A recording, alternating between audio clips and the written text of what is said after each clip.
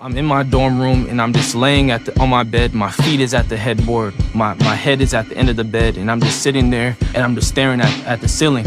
And I said a simple prayer. I said, Lord, I know if I die tonight, I got a free ticket in my pocket to hell.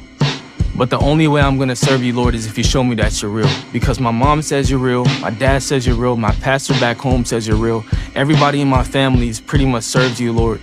But I need you to show yourself to me. Because I knew if I became a Christian, I was gonna have to give up the homosexuality, the fornication, the sinful lifestyle. But why would I give these things up for a fake God? And so I said, Lord, I'm not gonna do it unless you reveal yourself to me. And then I'll give my lifestyle up. A few days later, after I say that prayer, I go and hang out with one of my friends at that time. And this specific day, I had on a crop top, a jean jacket, silk pants, and white acrylic toenails. Like I said, I was in that lifestyle, going down that transgenderist path. I had blonde hair and all this stuff. This is a few days after I had said that prayer to the Lord. And after I said that prayer, it wasn't a big deal for me. I just said it out of desperation, out of like, man, I'm lost right now. I need you, Jesus. But I didn't even know if Jesus was real for real. So I just said it, went back to sleep, just went on with my day. But God took it serious. So I'm hanging out with this friend at the time. And like that day, I'm fully dressed like a woman.